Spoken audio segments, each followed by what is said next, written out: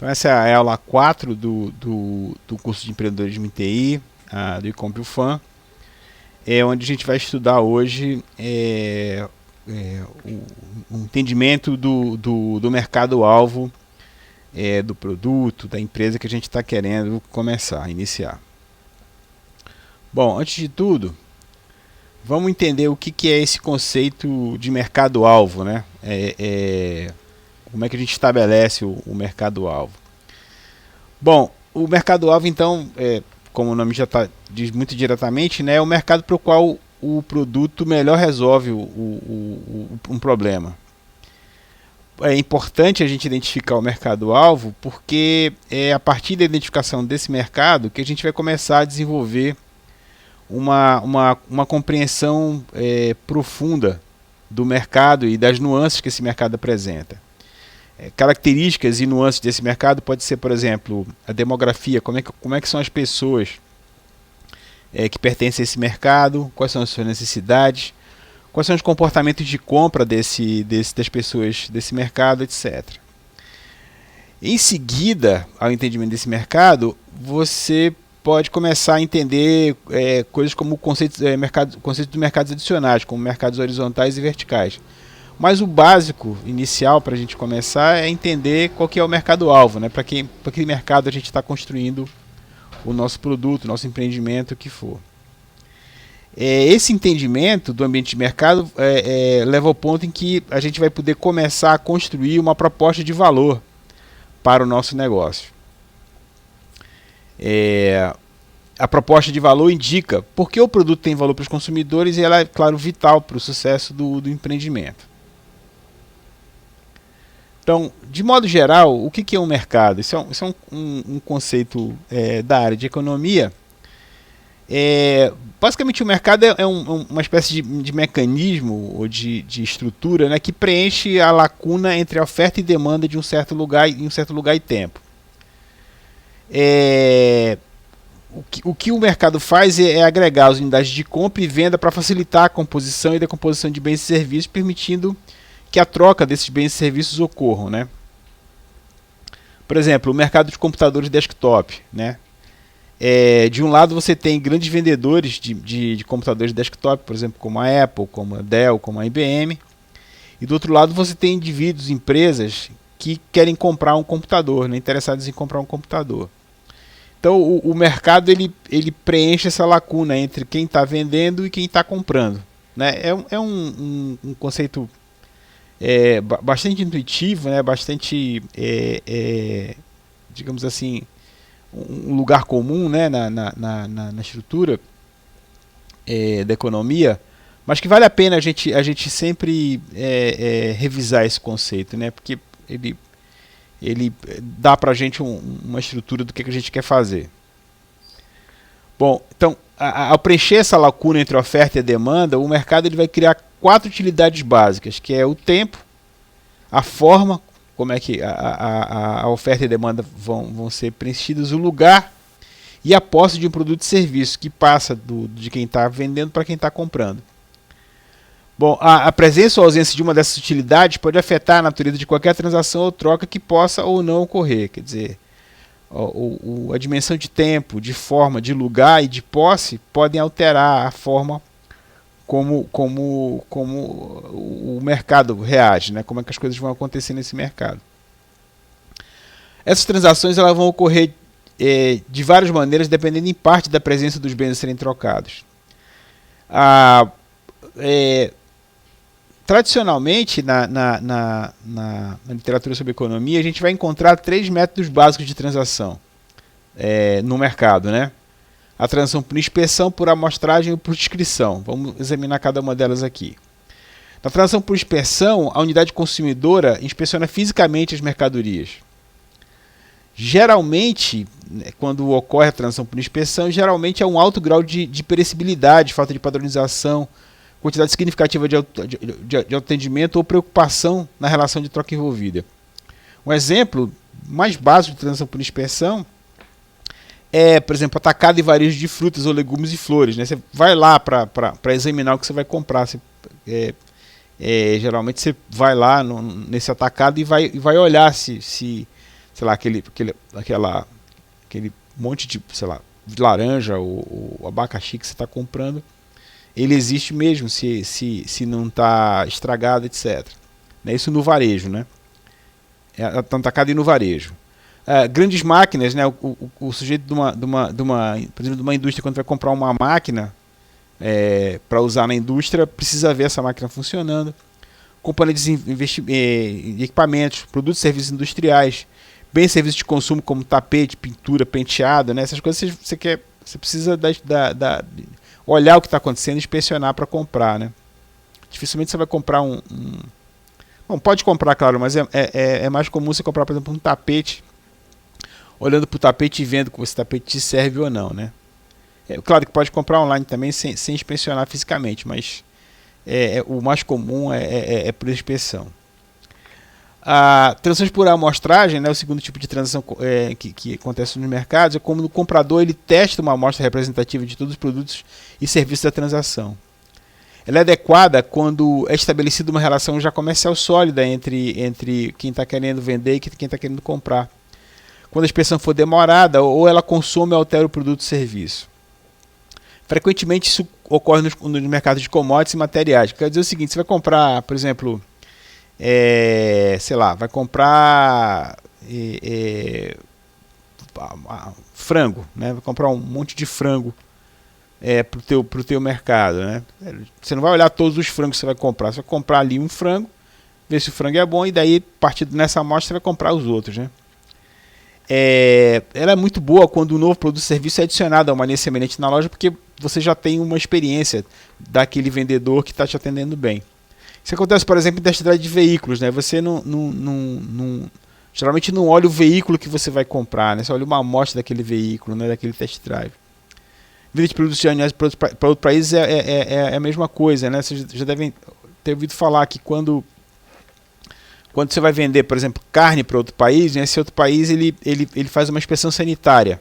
Então ele olha aquela carne para ver se aquela amostra de carne ela está saudável, e se tiver, vai encomendar aí um monte de carne. Quer dizer, você não vai inspecionar cada item, né? Cada peça de carne que vai ser importada. Você vai inspecionar uma amostra. Então essa transação por amostragem é bastante usada em determinados mercados. E transação por descrição, né? Essa transação por descrição, você não tem acesso direto ao produto que você está comprado. Você tem acesso a uma descrição do produto que você está comprando, né? Então ele pressupõe alguma confiança entre o comprador e o vendedor. Isso pode ser estabelecido ao longo do tempo. Para aumentar a credibilidade e reduzir riscos, geralmente isso envolve padronização, bons controles de qualidade. Uma descrição precisa do produto, serviço técnico de venda, locação, compra, garantia, venda e consignação. Se a gente for olhar, por exemplo, a situação do e-commerce, né? Esse é um dos principais desafios dos serviços de e-commerce, principalmente, né? Você está comprando um produto baseado numa descrição. Às vezes a descrição é precisa, você tem lá uma foto, às vezes tem um vídeo, né, tem uma descrição detalhada daquele produto que está lá, e mais ou menos você confia naquele cara que está te vendendo, que se alguma coisa estiver errada, você pode, por exemplo, devolver. Se vocês não sei se vocês repararam ultimamente, o Mercado Livre, por exemplo, que é um grande operador de e-commerce, né, tá fazendo propaganda sobre a possibilidade de você devolver em uma semana o produto que você não gostou. Justamente para poder te dar garantia, né, porque você não tem acesso ao produto que você está comprando, você só tem acesso à descrição que está online. Né? Você vai comprar uma roupa, né? Você vai comprar um sapato, né? Você tá lá, o sapato tamanho sei lá, 41, né? Então tem uma padronização que dá esse tamanho. Você compra esse tamanho, chegou aqui, não deu, o sapato ficou apertado ou ficou muito grande, porque talvez a padronização não esteja muito boa. Então você tem o direito de devolver, né? Então essas por descrição, então, são bastante comuns no ambiente de empreendedorismo em TI e, portanto, todas essas providências para tentar aumentar a credibilidade e diminuir o risco, elas são aplicadas por quem negocia nessa área, né? Padronização, controle de qualidade, prescrição precisa do produto, serviço de técnica de venda, locação, compra garantida, venda e consignação, tudo isso é feito, né? Para esse tipo de mercado. Bom, ainda em cima da definição de mercado, no mercado, geralmente os bens ou os serviços são colocados à venda a preços e condições que os compradores aceitam. Se você aceita, então, esses preços e condições, isso te leva à transferência de posse, quer dizer, o produto ou serviço que está na mão do vendedor passa a ser propriedade do comprador. O mercado total, então, ele representa a demanda acumulada dos compradores de produtos e serviços específicos, que é o que a gente está interessado, né, no mercado. Uma vez definido esse mercado-alvo, fica muito mais fácil a gente desenvolver estratégias de marketing, a combinação adequada de produtos e serviços, distribuição, promoção e o preço do nosso produto. Sem conhecer o mercado, é difícil a gente estabelecer essas condições, né? Por exemplo, eu sempre ouço muito a dificuldade das startups muito iniciantes na hora que eu preciso, por exemplo, avaliar o preço que vai ser pago por um serviço que está sendo prestado por uma empresa, né? Online. Quanto custa esse produto, né? Quanto que é razoável? A única maneira da gente saber o quanto é razoável é eu ter uma estimativa do mercado, né? Por exemplo, se o serviço que eu estou prestando ele já é prestado por muitas outras empresas, nas mesmas condições que eu estou prestando, né, as condições de preço talvez tenham que ser mais baixas para poder reduzir, para poder aumentar a minha competitividade no mercado, né? Mas se o meu produto ou o meu serviço ele não é prestado por muitas pessoas, porque, por exemplo, só eu que tenho esse produto, ou porque a qualidade do produto que eu tenho é muito boa, né, e as pessoas têm uma demanda sobre esse produto, sobre esse serviço, talvez seja o caso do meu preço aumentar, né? É muito comum, só para dar um exemplo aqui no corriqueiro da vida, né, você encontrar lojas que sistematicamente vendem os mesmos produtos que outras lojas com preço mais alto, mas mesmo assim tem mercado, né? Estão aí no mercado. Por quê? Porque as condições geralmente são muito boas, né?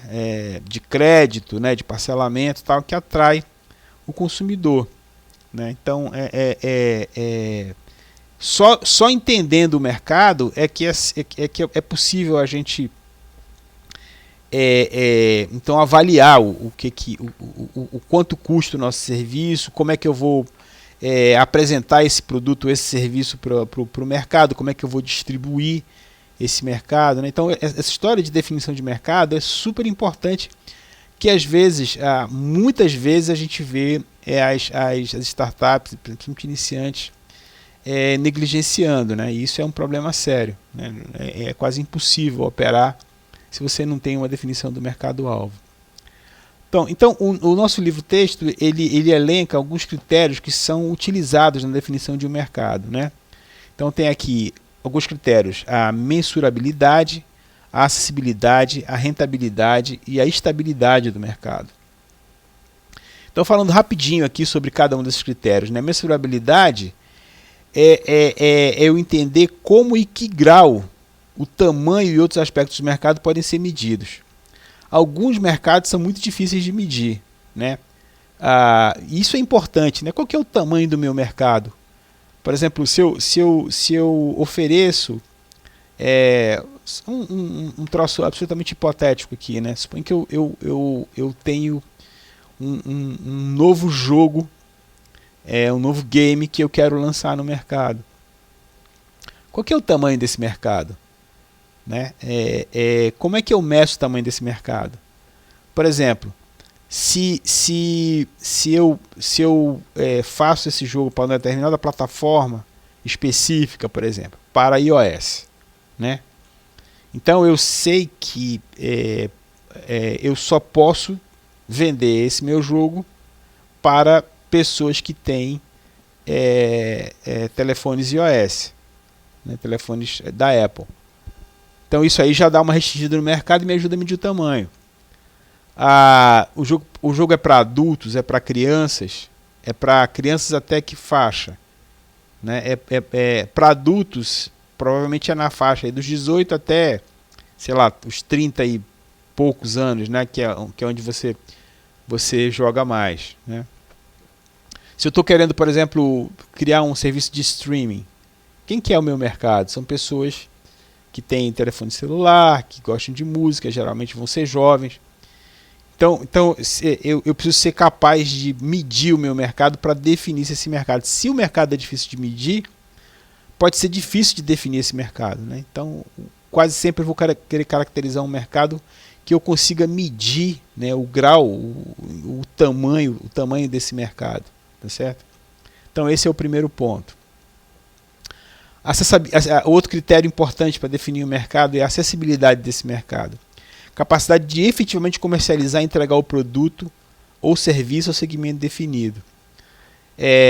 Por exemplo, se o meu produto é um produto que, para ser entregue, precisa de uma rede eficiente de distribuição de correios, por exemplo, né, certamente vai ser mais difícil distribuir para as cidades do interior do que para as capitais.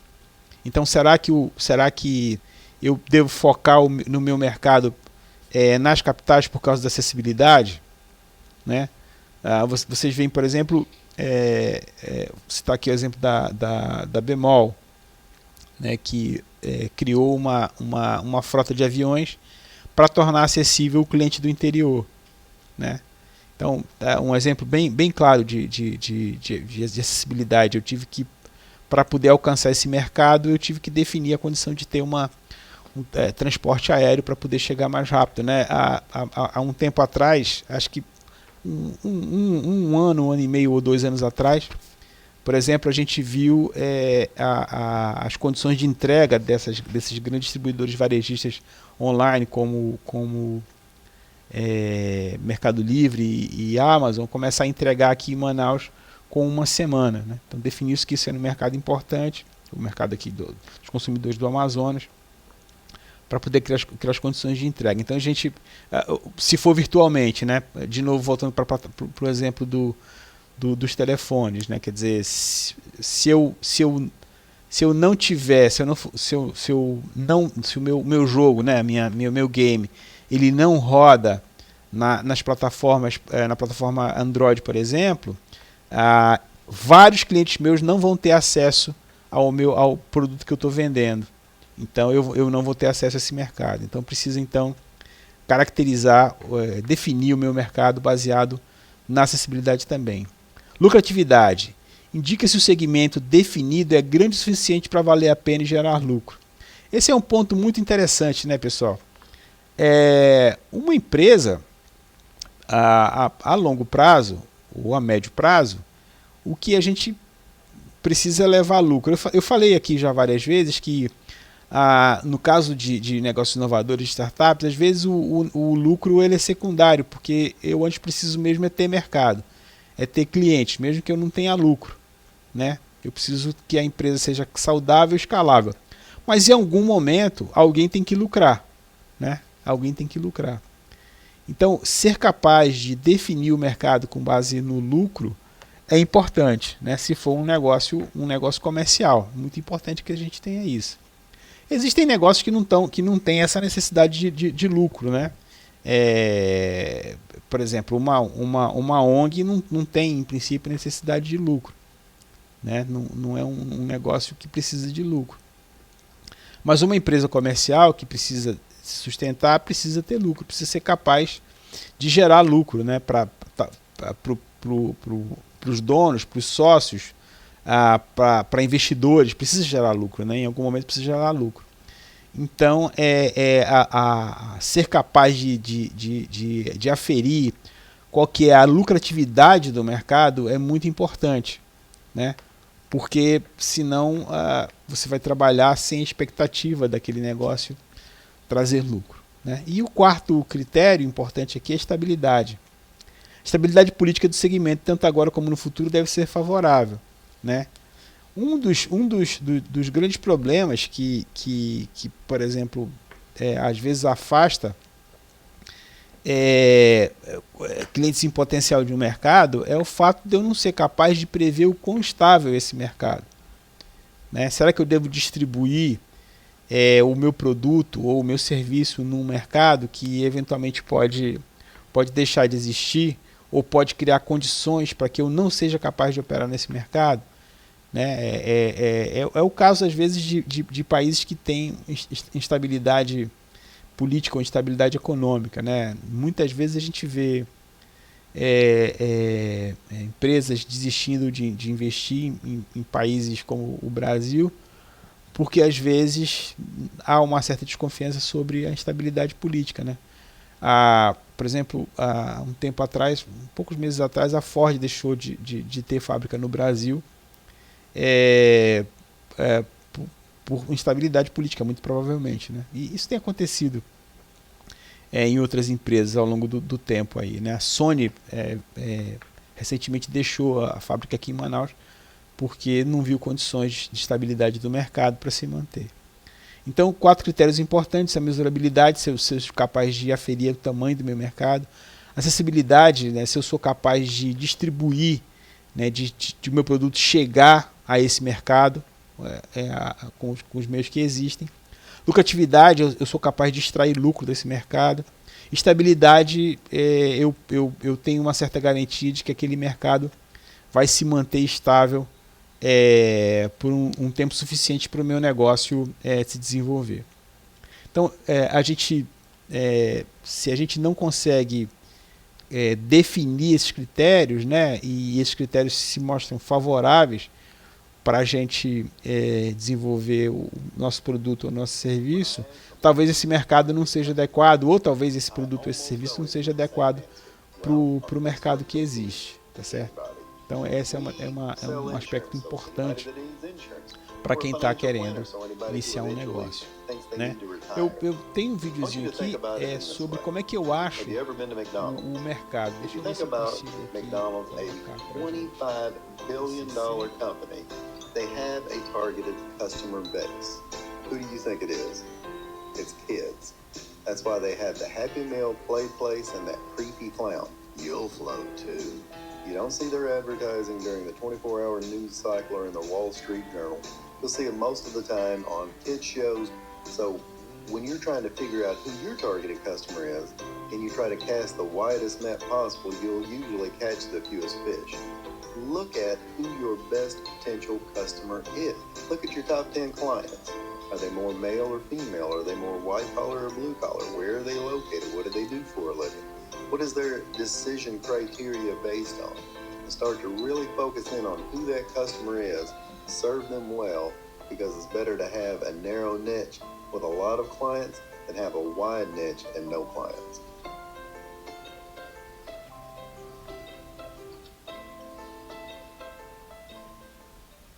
Então, acho que dá para vocês entenderem aqui, né? Esse vídeo é de uma série de vídeos sobre empreendedorismo. Peguei aqui para a gente olhar, achei a animação interessante e termina com essa mensagem que eu acho bem interessante, né? Assim, é melhor você ter um grupo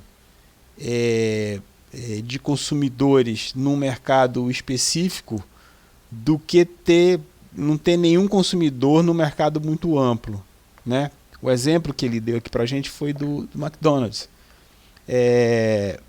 Não é à toa que não sei se vocês gostam de McDonald's, já devem ter ido do McDonald's, mas os meus filhos agora estão maiores, mas quando eles eram pequenos, o que eles me faziam ir no McDonald's era para ganhar o brindezinho, né? O sanduíche tanto faz. Eles não estavam muito preocupados, porque tinham sanduíche em outros lugares. E a gente ia lá para poder ganhar o brindezinho que vinha junto lá, né? Então colecionava aqueles brindezinhos para poder ganhar, para poder comia lá e ganhava o brindezinho. Depois de um tempo eu comecei a fazer conta e percebi que se eu fosse em qualquer outro lugar e fosse na loja de brinquedo comprar um bonequinho do tamanho do brinde, saía mais barato. Só que tem um detalhe, aquele brinde era exclusivo no McDonald's, não tinha em nenhum outro lugar. Então a minha ideia não funcionou muito bem, eu continuei indo no McDonald's durante muito tempo. Agora meus filhos não gostam mais do McDonald's, estão maiores. Mas muito tempo eu gastei dinheiro no McDonald's por causa do maldito brindezinho, né? Porque quem que era o cliente então do McDonald's, em quem que eles focavam? Nas crianças. Se eles fossem dar o brindezinho para mim, eu não ia querer, não ia lá nunca. Mas os meus filhos iam. Então eles ganharam muito dinheiro de mim, venderam bastante para mim, por causa do brindezinho, né? Porque definiram, de novo aqui, o mercado-alvo. E esse é o ponto que a gente está trazendo na aula de hoje, tá certo? Bom,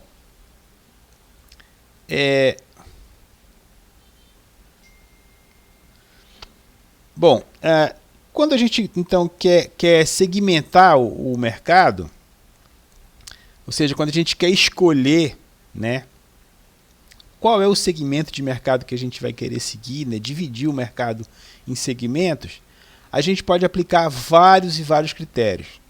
O primeiro critério, a gente até viu aqui na aula passada, né? A gente está querendo primeiro atender, o nosso cliente é uma pessoa, né, é um consumidor, é uma pessoa física, né, que a gente chama de B2C, né, de Business to Consumer. Ou é uma outra empresa, nosso mercado é para empresas, ou é o governo, né, B2B, ou é o governo B2G, né? Se for um consumidor, né, se for uma pessoa, a gente pode pensar num critério demográfico para segmentar o mercado. Qual que é a idade das pessoas, qual é o tamanho da família dessas pessoas, qual é a escolaridade, qual é o nível de renda, qual a nacionalidade, qual a ocupação, qual a raça, qual a religião, que tipo de residência a pessoa tem, qual é o sexo dessa pessoa e qual é a classe social, né? Um exemplo mais simples que eu posso dar, por exemplo, suponho que eu estou querendo, sei lá, que eu quero criar um serviço para dar, sei lá, dicas de maquiagem, né? Tem, por exemplo, blogs que dão dicas de maquiagem. Não é proibido os homens se maquiarem, né? E alguns homens se maquiam, mas o mais normal, o mais comum, aonde está a maior parte dos consumidores desse mercado, são as mulheres. Então, se eu tenho um negócio de maquiagem, geralmente eu vou focar em mulheres, né? Dependendo do tipo de maquiagem, eu posso, por exemplo, focar em determinada raça, em determinado tipo de classe social, né? Em determinado tipo de escolaridade, nível de renda, nacionalidade, etc. Então, um critério demográfico talvez seja o mais inicial, o mais primário, quando eu estou falando de segmentação de mercado em negócios B2C, né? Critério geográfico que se confunde um pouquinho com o demográfico, né? Região do país, cidade, tamanho da cidade, densidade de mercado, clima, né? Acho que é muito, não sei se vocês já viram isso acontecer, já vi várias vezes, né? Os comerciais nacionais de lojas de roupa, quando vai chegando lá para junho e julho, né, anunciam roupa de inverno aqui para Manaus, o que é absolutamente ridículo, né? Então, é um desconhecimento do mercado, na verdade uma negligência com o mercado local, né? O critério psicográfico, né? Traços de personalidade, motivos e estilos de vida. Por exemplo, uma pessoa que tem um estilo de vida mais afeito por exemplo, a festas, ou a sair com os amigos, etc., uma pessoa mais extrovertida, vai ser o alvo de determinados produtos. Então a pessoa mais quieta, mais reclusa, vai ter um outro tipo de segmento de mercado. O tipo de benefício que é obtido, né? Durabilidade, confiabilidade, economia, valorização, status da propriedade. Mão aqui soltou, mas é o tipo de mão de obra que é empregado. Ficou solto aqui. Por exemplo, tem gente que está disposto a pagar um pouco mais, por exemplo, por um relógio, ou por um celular, acho que é o exemplo mais à mão, assim, né? Até porque tem a ver com tecnologia. Se ele for mais durável, né? Se ele tiver... O relógio, por exemplo, é um caso. O relógio que eu uso aqui, o smartwatch que eu uso, Não é o smartwatch talvez melhor que tem no mercado, mas é o que para mim funciona porque dura mais. Para as coisas que eu faço, eu preciso de um relógio que seja mais durável, né? Então eu pago um pouco mais por isso, não compro o relógio talvez mais da moda, mas por causa disso, é mais durável aqui. Volume de uso, se é pesado, médio ou leve, notebook, por exemplo, né, ou telefone celular. Às vezes as pessoas compram porque ele é mais leve, né? Segmento de elementos chaves, promoção de vendas, o preço, publicidade, garantia, serviço, atributos de produto e serviço, reputação do vendedor. Muitas vezes você compra um produto porque o vendedor ou o fornecedor tem uma boa reputação, mesmo que não seja mais barato, mesmo que não seja o melhor produto, mas você compra porque você acredita naquele vendedor. Isso acontece bastante. Então vejam como a gente pode aplicar vários critérios para segmentar o mercado, né, para decidir o mercado que a gente vai atacar, o nosso mercado-alvo. Isso só no B2C, né, só no B2C. No B2B, por exemplo, critérios demográficos, número de funcionários, tamanho das vendas, tamanho do lucro, tipo de linha de produto e serviço. No geográfico, região do país. Psicográfico, grau de liderança do negócio, industrial do negócio.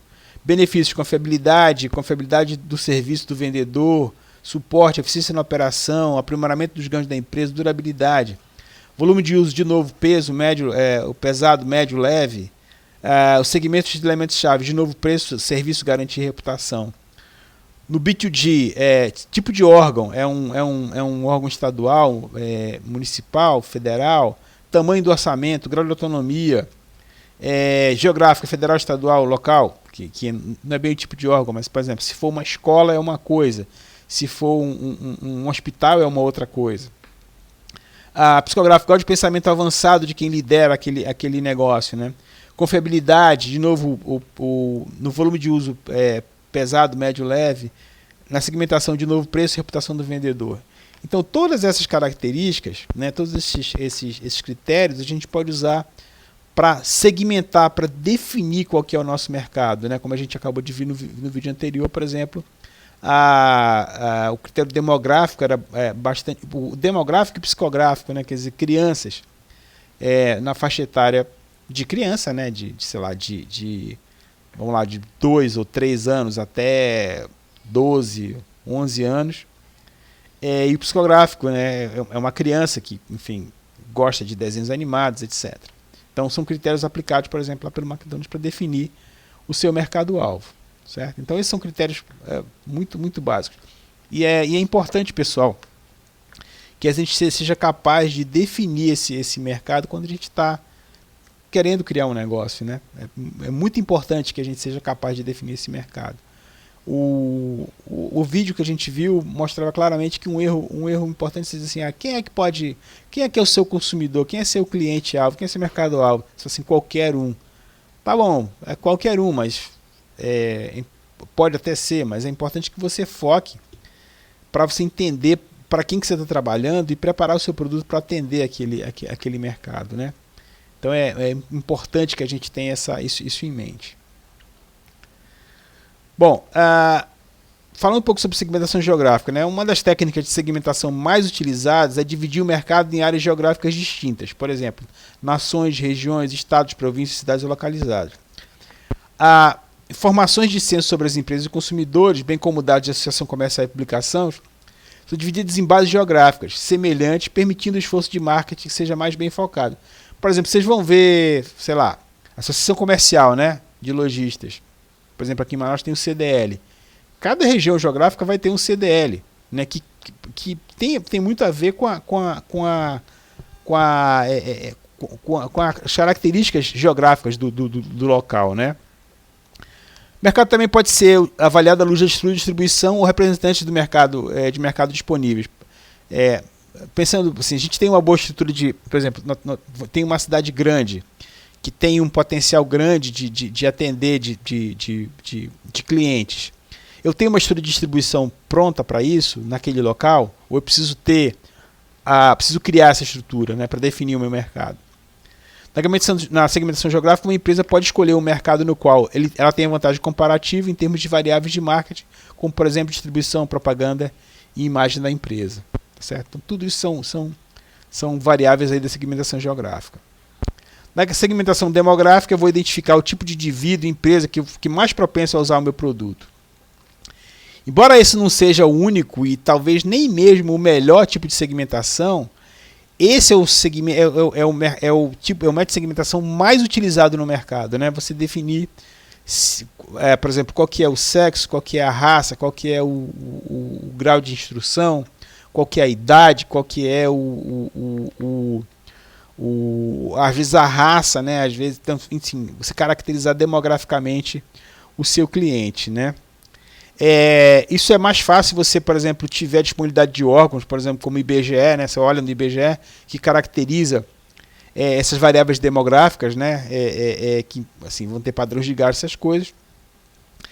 No caso de pesquisas primárias, quer dizer, se a gente vai, por exemplo, entrevistar os indivíduos para saber essa característica demográfica, primeiro é identificar se o indivíduo que eu vou entrevistar ele é apropriado ou qualificado para representar o mercado-alvo de interesse. E em seguida a gente pode obter os dados demográficos necessários, por exemplo, idade, sexo e renda. Ou seja, a gente não vai entrevistar todo mundo. A gente precisa tentar mais ou menos definir quem são as pessoas aptas a responder, qualificadas, e aí a gente vai obter então os dados demográficos necessários, né? Isso se a gente não quiser usar um método secundário, quiser usar um método primário, que é, por exemplo, uma entrevista, um formulário, etc. Bom, a segmentação por lealdade à marca, que é muito usada, né? A fidelidade à marca é a força da preferência que um cliente tem por uma marca em relação à outra. Eu acho que muitos de nós aqui, consumidores, a gente tem uma certa preferência por marca baseada na nossa experiência anterior, né? Sei lá, roupa ou equipamentos eletrônicos, né? Geralmente vai ter aqui uma marca que a gente vai preferir. Essa preferência por uma marca, ela indica a tendência de um consumidor comprar uma determinada marca regularmente, né? Ela vai variar muito de acordo com a categoria, o produto e serviço. Por exemplo, vegetais enlatados. Geralmente, a gente vai ter baixa fidelidade à marca. Você não importa muito a marca que você está comprando, sei lá, ervilha em lata ou milho em lata, né? Geralmente são muito parecidos. Na pasta de dente, né? Tem pasta de dente que uma pessoa não suporta e a outra adora, né? Então você tende a comprar, ser muito fiel à sua marca na parte de dente.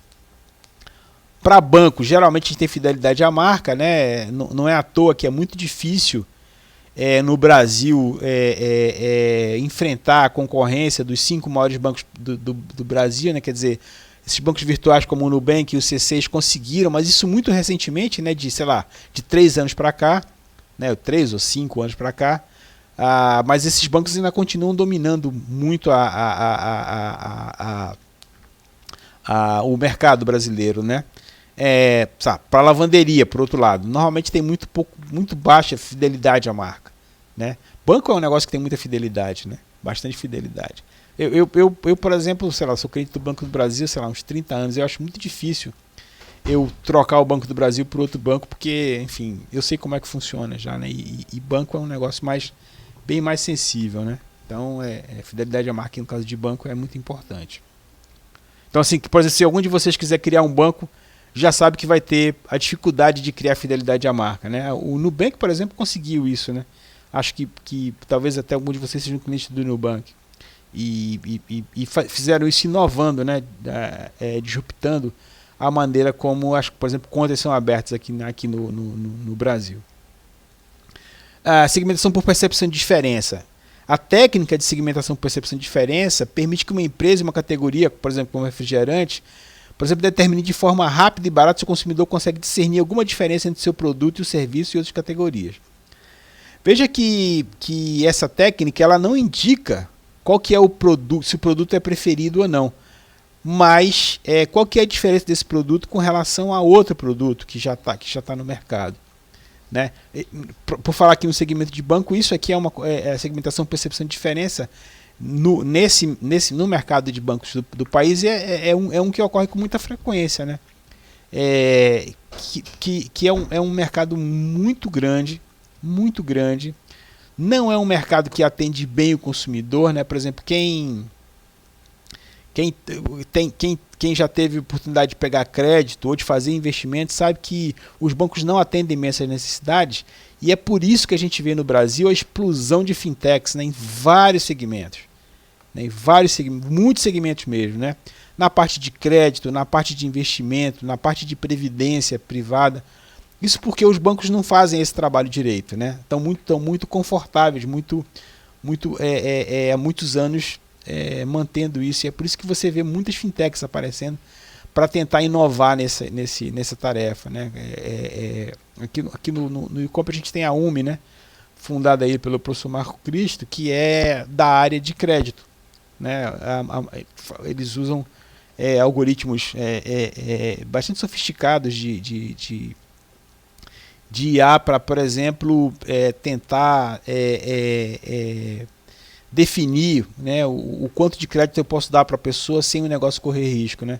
Então esse é o negócio deles na UMI, o negócio está indo muito bem, a empresa está indo muito bem, criada aqui no Icomp, que por exemplo, tenta disruptar o mercado de bancos nessa parte de crédito, porque os bancos não fazem isso direito. Apesar de tentarem fazer há muitos anos, né, colocarem muito dinheiro nisso, o fato é que ainda não conseguem fazer isso com muita propriedade, né?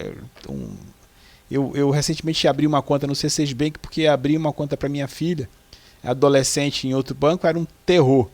Tinha prometido para ela abrir uma conta, abri no C6 Bank porque era muito mais rápido, muito mais fácil. Bom, vamos seguir. Segmentação por elementos chaves, né? Consiste então em desenvolver elementos chaves de mercado para o sucesso do produto e serviço. Elementos chaves típicos, né, que a gente geralmente quer usar e são usados bastante. Por exemplo, o valor, né? Então eu quero ganhar esse mercado oferecendo um produto a um preço muito mais barato do que os outros, né, para tentar segmentar meu mercado pelo valor. Mas também pelo tipo de uso, suscetibilidade à mudança, atitude, necessidades individuais, autoconfiança, né? Vários dos aplicativos de rede social, eles são baseados no elemento-chave atitude, né? Você, por exemplo, mostrar que o seu aplicativo ele é mais moderno, permite fazer coisas mais sofisticadas do ponto de vista de edição de vídeos, né? Então isso consegue garantir a tua supremacia. Por exemplo, uma vez que esses elementos-chave são encontrados, o número de usuários pode ser determinado para cada categoria. A partir disso, uma categoria em potencial que ainda não foi desenvolvida pode ser selecionada. O exemplo que tem no nosso livro é o exemplo, por exemplo, dos 3 níveis de valor para mercado para relógio de pulso. Então, algumas pessoas elas vão querer pagar um preço mais baixo por um relógio que funcione razoavelmente. Então, o elemento-chave nesse caso aqui é o preço, né? É o preço. Algumas pessoas vão querer um relógio confiável pelo preço que está pago, né? Então, nesse caso, o elemento-chave é esse da confiabilidade. Ixi, meu microfone saiu aqui. Só um minutinho.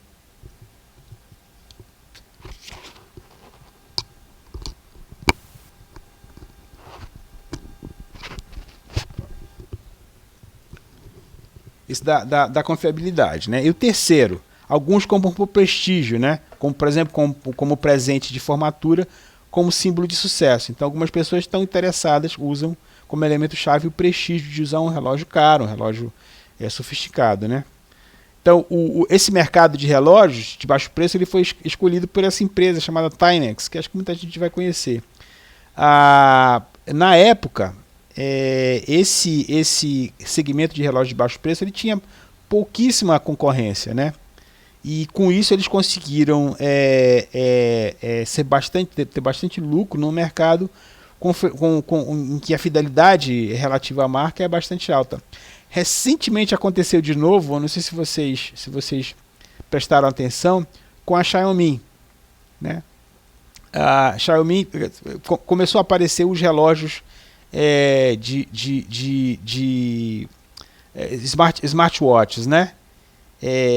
Esses que, sei lá, tem pulsação, né? Contam quantos passos você deu, enfim, várias medidas que são tiradas pelo relógio usando um sensorzinho de LED, né? Que lê os sinais vitais usando um LED que lê na tua pele os sinais, né?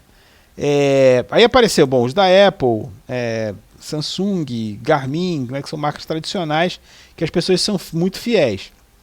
A Xiaomi veio com um relógio mais simples, mas muito mais barato, né, e que muita gente começou a poder ter acesso a esse tipo de tecnologia. E certamente vocês vão ver muita gente hoje eu de uma hora para outra comecei a ver muita gente com o reloginho com o smartwatch da Xiaomi, porque o preço era baixo, ele tinha basicamente as mesmas funções dos outros. Muita gente mesmo começou a usar esses relógios, vocês devem ter visto isso acontecer. De uma hora para outra, o negócio meio explodiu aqui no Brasil, né? Então, usando o mesmo tipo de segmentação-chave, que é o tal, nesse caso, mesmo exemplo aqui, um relógio com preço mais baixo, que funciona razoavelmente bem. Ele não é um Apple Watch, não tem aquele monte de coisa, mas o basicão ele faz, né? Que é medir pulsação, medir número de passos, etc., que é o que as pessoas estavam interessadas no fim das contas. Segmentação por tipo de produto e serviço. Frequentemente é usado para descobrir novas oportunidades de mercado. Normalmente a preferência por um produto e serviço é distribuída por uma curva normal. Ou seja, mercados menores ainda mais inexplorados vão ficar no extremo da curva, na curva, né, da normal, e as maiores, então, os maiores mercados vão ficar no centro da curva, né? A curva normal é aquela que é um sino, assim, né? Então aqui fica a maior parte das empresas, e você tem aqui na lateral os mercados menos explorados, né? Por alguma razão. Então, oportunidades podem ser encontradas, por exemplo, pedindo aos clientes que estimem a proximidade de cada marca para todas as outras marcas. Sempre que o novo produto ou serviço é proposto, ele é preferido em relação às marcas existentes, ele pode ser desenvolvido para melhor atender as expectativas dos clientes. Um exemplo que o nosso livro traz é o seguinte: a maioria dos fabricantes de chocolate inclui em seus produtos a quantidade de chocolate que agrada a maioria da população. Os consumidores que querem, por exemplo, um sabor mais forte de chocolate ou mais leve, eles estão nos extremos opostos da curva. Então a maioria das pessoas está aqui, né, os fabricantes estão aqui, que fazem chocolate com uma quantidade que agrada a maioria das pessoas, né? Aí você tem o pessoal, por exemplo, pessoal mais fit, que quer um chocolate com 70% de cacau, né? Então tá aqui no lado da curva. E tem o pessoal que quer, maior quantidade de leite, né? Um chocolate mais saboroso. Então tá aqui do outro lado da curva. Então, esses consumidores, eles estão no extremo oposto da curva e são frequentemente ignorados, mas de repente eles podem representar um segmento viável para uma determinada empresa, né? A gente vê empresas que, por exemplo, exatamente no mercado de chocolate mesmo, ficam mais ou menos nessa região, tá certo? Então você pode ter um segmento que não está ali no meio da tua curva normal, né? Onde a concorrência está brigando mais, você vai aqui para o lado e consegue um mercado viável, né, na segmentação por tipo de produto e serviço. Tá repetido aqui, desculpa. A segmentação psicográfica, baseada na atitude e nos estilos de vida, né? Isso às vezes vai requerer pesquisas longas e amostras de tamanho grande. Depois que você tem a amostra, você pode, por exemplo, agrupar essas técnicas usando técnicas de clustering, né? Por exemplo, o profissional de sucesso, suburbano chique, o pai de família dedicado, o socialite elegante, o operário frustrado, são tudo, por exemplo, perfis ou estereótipos que você descobre depois que você faz o agrupamento das tuas amostras, das pessoas, das tuas amostras, usando uma técnica de clustering.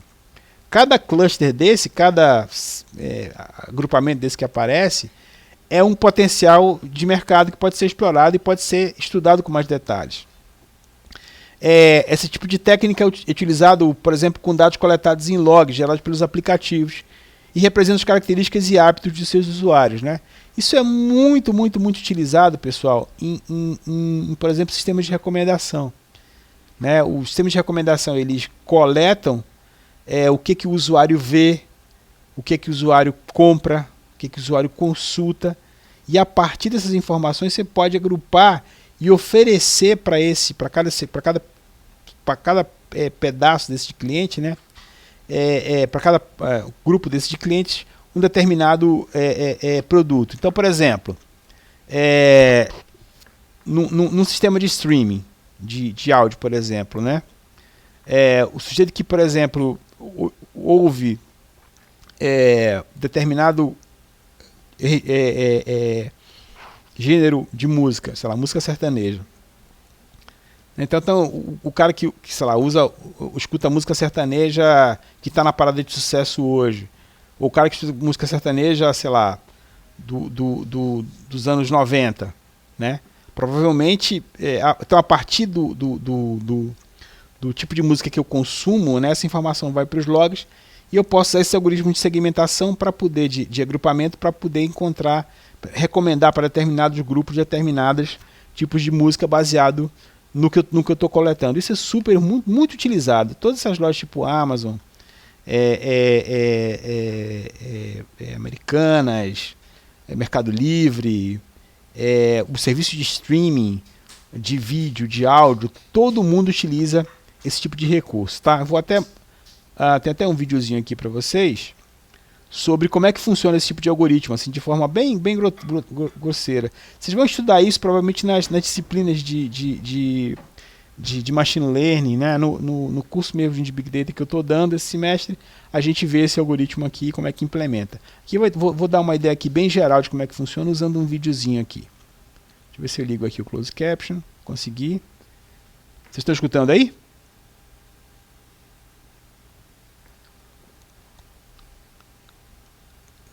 Não estão escutando? Tá, só um minutinho. Vou tentar aqui de novo.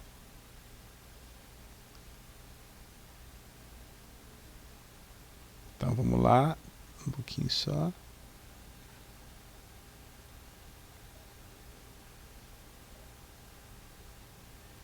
So what I want to do is I want to show you what the end goal is before we get started with the K-means, because this is going to explain to you kind of where we're going, what we're going to implement with the K-means algorithm, and then also the UMAP. So what the K-means algorithm does, and you can see this chart that we have here, it's the customer segmentation, a 2D projection. And what K-means is doing is it's grouping these customers into different clusters. So you can see here we've got cluster 4, and these are all the customers that are in there. Cluster 3 is right here. Cluster 2 is here, and then this is cluster 1. So what we're trying to do is use the K-means algorithm, and there's a couple parameters that we'll talk about once we get into the function. But what I want you to understand is a little bit about how it works so you understand what we're going to be doing. So K-means is an algorithm that is called an unsupervised algorithm. So we there's supervised machine learning, and then there's unsupervised. Unsupervised is when you don't know exactly how many, say, groups to label these customers into. We're kind of guessing. So what we're going to be doing is we're going to be providing K-means some information. We're going to say, 1, 2, 3, 4, etc., all the way up to say 15 groups, and we're going to try and figure out which is the best group using some parameters that the K-means algorithm will compute for us. So here we have 4, which is what we'll end up with, but we're going to be trying out many different centers. So that's what we mean when we say unsupervised. We don't necessarily know going in versus a supervised problem, which would be like if we have a data set that's already been labeled for us, where we have customer churn, yes or no, the customer left or not. So this is going to be an unsupervised problem. What we're going to do is we're going to provide it many different numbers of clusters, and we're going to let the K-means algorithm compute different and decide which customers get picked into these different clusters. And then eventually what we're going to do is we're going to visualize it. So for the K-means algorithm to work, again, we're going to provide it a number of different centers to choose from, and then we're going to compute this thing called TOTE within SS, and that stands for total within sum of squared error. So basically what it's going to do is it's going to compute a distance measurement that is called the sum of squared error. And for example, for one center, this is what the sum of squared error is. When we split it up into 2 groups, that error drops down. And for 3 groups, it drops down even further. And 4 groups, it drops down more, 5, and so on. So this is what's called a screed plot. And what this is going to do is we're looking for a bend in the plot, which we're going to see one right around 4, where from 3 to 4 it's dropping quite a bit, but then from 4 to 5 it drops a lot less, and then from 5 to 6 it's not dropping very much, and so on. So once we get to 4, that's where we're getting the most of the drop already, and then from 4 to 15, we're not getting that many drops when we keep increasing the group sizes, or increasing the number of groups. So this is basically what we're going to be going for in this particular section on the k-means. We're going to run this k-means algorithm on this data set, and we're going to run it for a number of different centers, and we're going to compute this thing called total within SS, and that's going to help us determine whether or not the k-means algorithm, where to stop the number of groups at. Okay, so let's get started. Bom, aqui uma ideia bem geralzinha mesmo, bem primária do que é esse algoritmo k-means para fazer agrupamento. A ideia geral aqui é que cada um dos meus clientes ele é um ponto, né, num espaço. E a partir desse ponto no espaço, eu vou tentar encontrar pontos no espaço que estão próximos uns dos outros e caracterizar esse como um grupo. Tá certo? Então essa aqui é a ideia aqui. Né? Então cada grupo desse vai caracterizar um possível segmento de mercado que eu vou querer atacar. Isso pode ser feito automaticamente. Se vocês forem ver, pessoal, essa é a ideia por trás, por exemplo, do business do Facebook. A ideia do Facebook você não paga para usar o Facebook, mas quem quer anunciar no Facebook paga para isso, né? E o que ele está pagando na realidade é acesso a esses perfis de grupos de usuários. Então o usuário que posta, sei lá, coisas de férias, usuário que posta coisas de culinária, usuário que consome informações sobre música, sobre celebridades, né? Então, com base na segmentação automática, isso é importante, que é feita a partir desses algoritmos que a gente acabou de ver como k-means, você é capaz de caracterizar automaticamente esses grupos e pode, então, determinar o seu mercado-alvo, tá certo? Então, essa é uma técnica muito poderosa, que é muito utilizada hoje em dia em vários mercados para disseminar o seu produto, né? A técnica de segmentação baseada no tipo de produto e serviço. Daqui um exemplinho de um business bem interessante, que é o Instagram, né, que todo mundo conhece. Então o Instagram começou com essas duas pessoas, Kevin Systrom e Mike Krieger. O Mike Krieger, apesar do nome, é brasileiro, né? Então um dos fundadores do Instagram é um brasileiro, esse Mike Krieger. Então eles trabalharam durante um ano inteiro num aplicativo de check-in baseado em localização, chamado Bourbon, que é parecido, muito parecido com o Foursquare, né? Esse Bourbon é basicamente a mesma ideia do Foursquare, né? Quer dizer, você ia num bar, ia num restaurante, ia num hotel, ia num ponto turístico, você marcava lá que tinha ido lá, né? Para dividir aquela informação com seus amigos, né? Vim aqui nesse bar, vim aqui nesse restaurante. Então era um aplicativo desse de check-in. Depois de lançar esse aplicativo, a equipe, né, sabiamente optou por reavaliar o mercado. Segundo o Systrom, que é um dos fundadores, né, esse aplicativo parecia confuso e cheio de recursos. Então eles também enfrentaram a realidade, porque na realidade o Foursquare já estava funcionando, então eles chegaram meio atrasados no jogo, né, do Foursquare. Então eles pegaram o mesmo aplicativo e retiraram quase tudo do aplicativo, né, que era bem confuso. Eles só deixaram o serviço para você postar foto, comentar e curtir.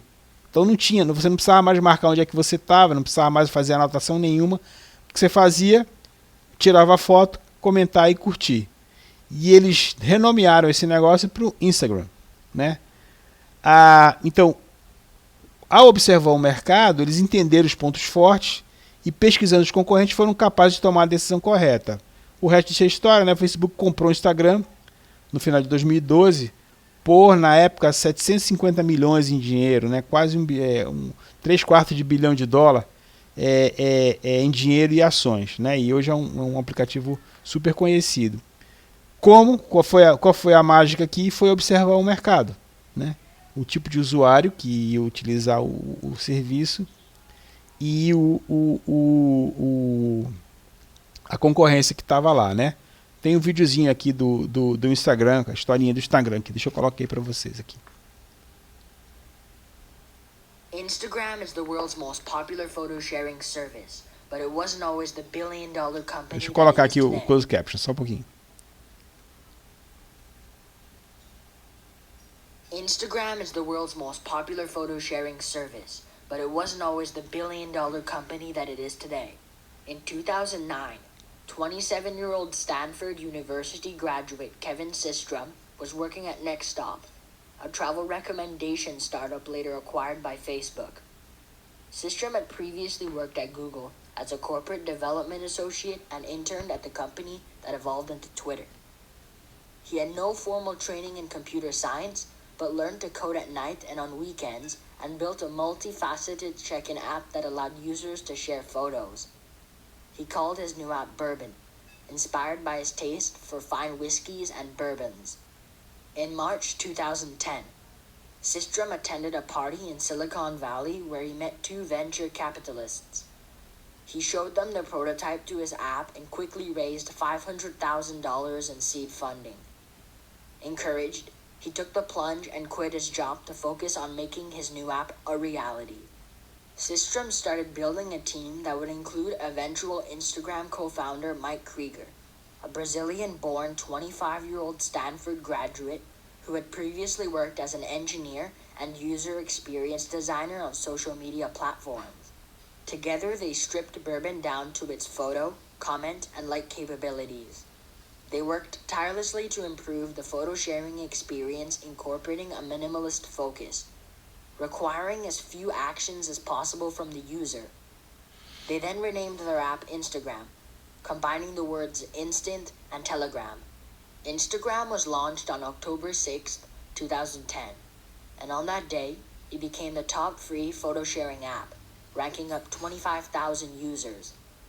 At the end of the first week, Instagram had been downloaded 100,000 times, and by mid-December, the number of users had reached 1 million. In August 2011, the 150 millionth photo was uploaded to the service.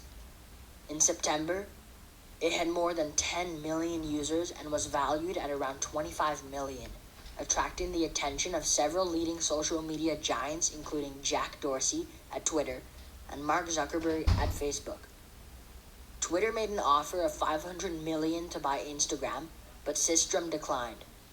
In April 2012, Facebook acquired the company for the landmark sum of $1 billion in cash and stock.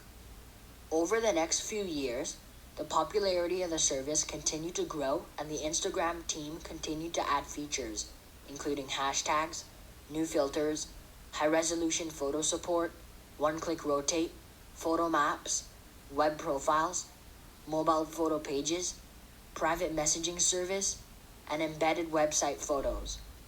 The app also became available in over 25 languages, broadening its reach and gaining more followers and profit in return. In 2014, Instagram launched a new series of editing tools allowing users to minutely customize image characteristics like brightness, contrast, highlights, and shadows. A year later, advertising capabilities were added, such as installing an app, signing up for an email newsletter, and linking to a retailer site to purchase a product. In 2016, Instagram introduced a new look as well as an updated icon and app design. The new and improved icon represented a simpler camera and gradient form rainbow. That same year, they launched Instagram Stories, where users could post 24-hour ephemeral photos and video slideshows that disappeared.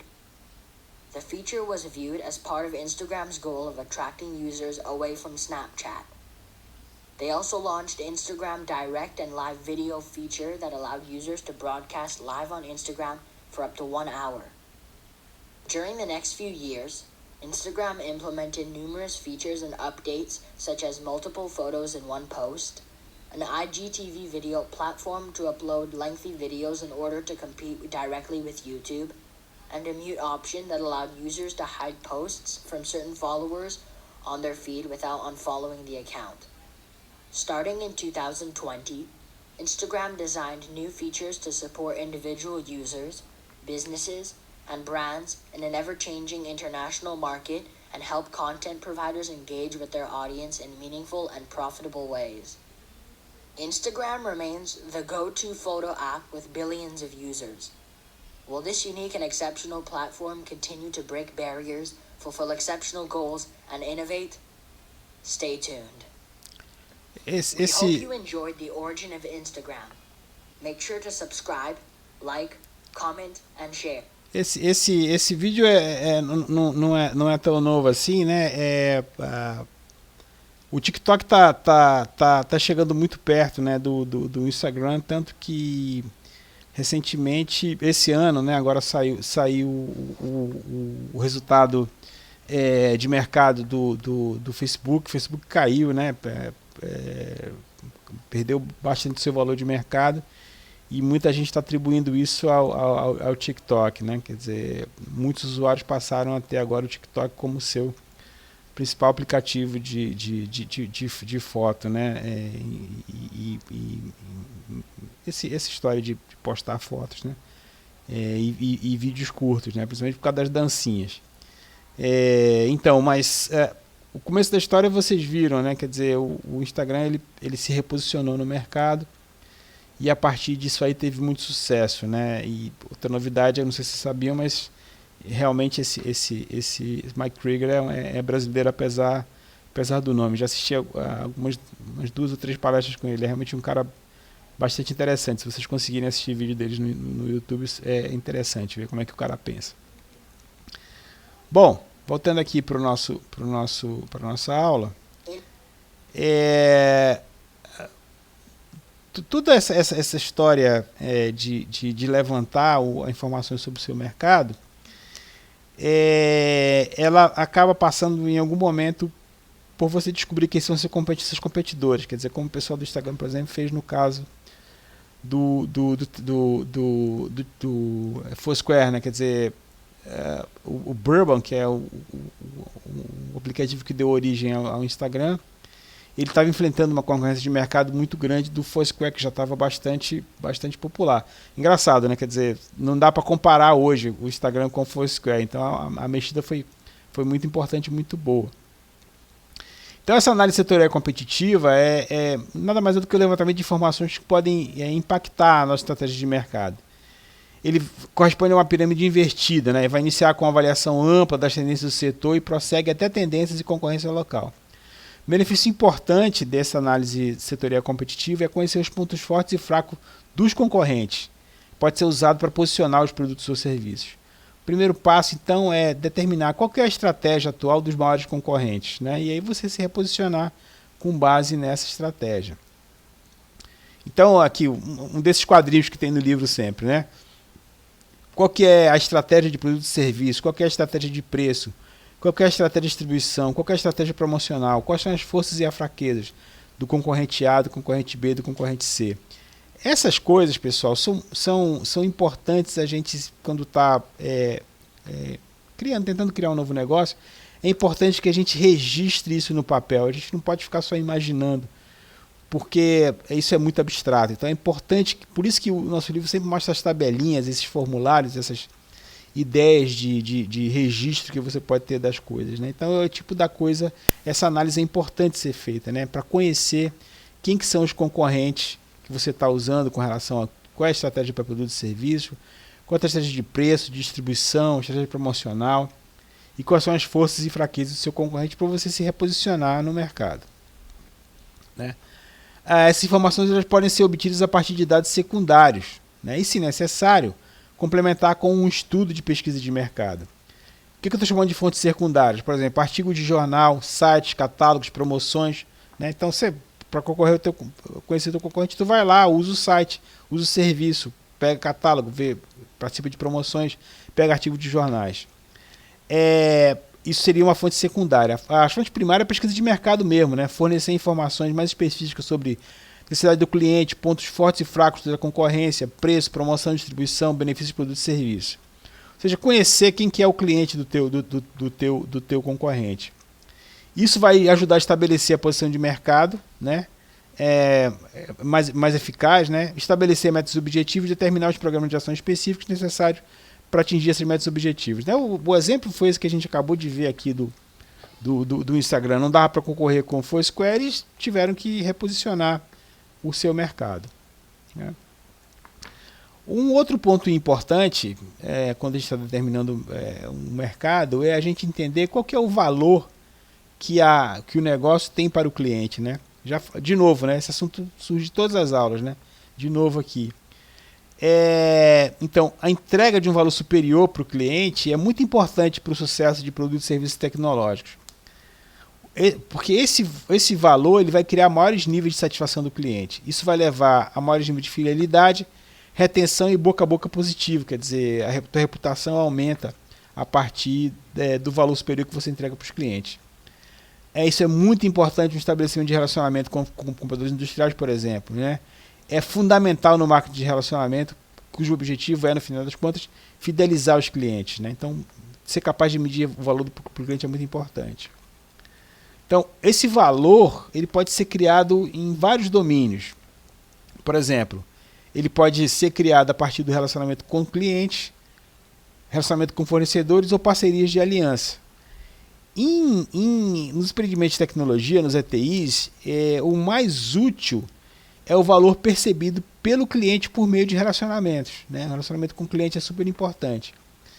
Em essência, né, isso significa a gente estabelecer uma troca entre benefícios e sacrifícios de cada produto competitivo que está sendo considerado. Né? O que o produto me dá de benefício e o que ele me pede em troca. Né? Então, entregar uma combinação de atributos de qualidade intrínseca no produto e serviço e oferecer um melhor valor, né, um diferencial importante, vai fornecer a base para o ETI poder oferecer uma combinação de propostas de venda exclusiva para a venda inicial e para vendas futuras, que vão ser repetidas depois. Isso afeta bastante, né, positivamente cada etapa do processo de compra. Então, o que eu estou querendo dizer aqui é que é muito importante que o cliente veja valor no que você está fazendo, né, para poder estabelecer um relacionamento com esse cliente, garantir fidelidade, garantir que ele vai falar bem de você mais na frente. Se você tem um serviço que, por exemplo, não atende bem o cliente, que vive fora do ar, que, enfim, falha na sua promessa da entrega, né? Isso é problemático, né? A gente precisa tomar conta disso. Um ponto que é muito importante quando a gente vai determinar esse valor para o cliente é estudar qual que é o processo pelo qual alguém faz compra, né? Alguém compra um produto, né? Então ele tem esse modelo de 5 estágios que é usado em alguns livros, nosso livro texto usa, né? O primeiro estágio nesse processo é quando eu tenho a necessidade de comprar alguma coisa, né? Para isso eu depois vou buscar informações sobre o que eu quero buscar, avalio as minhas opções, decido a compra, né? E depois da compra eu tenho minhas necessidades, por exemplo, de manutenção, de saber como é que o produto funciona, de ser entregue no prazo, de pagar direito o meu produto, né? Então, cada etapa dessa do processo é uma informação, é uma oportunidade de entregar valor para o cliente, né? Gerando necessidade, ajudá-lo na busca da informação que ele precisa, ajudá-lo na avaliação, ajudá-lo a comprar na hora que ele decide comprar. Quantas vezes a gente não desiste de uma compra, né? Porque, por exemplo, já aconteceu comigo várias vezes, né? Principalmente agora nessa época que a gente está fazendo muita compra online, Quantas vezes eu desisti de comprar alguma coisa porque, por exemplo, absurdamente meu cartão foi negado, mesmo não tendo nenhum problema, né? Existe uma loja grande aqui em Manaus que eu simplesmente parei de comprar nela porque meu cartão nunca era aceito, embora eu usasse meu cartão todo dia em vários lugares. Então tinha algum problema no sistema, eu cheguei a contactar a empresa várias vezes, explicar, olha, não está sendo aceito, nunca conseguiram resolver o meu problema, eu nunca mais comprei nessa loja, né? Porque não resolveu o meu problema de decisão de compra, né? Então cada etapa dessa do processo de compra é uma oportunidade de gerar valor para o cliente, né? Então as empresas têm que se aproveitar disso para poder ganhar o seu mercado a partir da satisfação desses estágios na compra que o consumidor a partir do consumidor. Bom, pessoal, então essa foi a aula de hoje, corresponde ao capítulo 4 do nosso livro texto e falou sobre mercado. Tá? Eu vou encerrar aqui e aí a gente vai conversar um pouquinho, talvez vocês tenham alguma dúvida para tirar, tá certo? Vou só encerrar aqui a gravação, só um segundinho, por favor.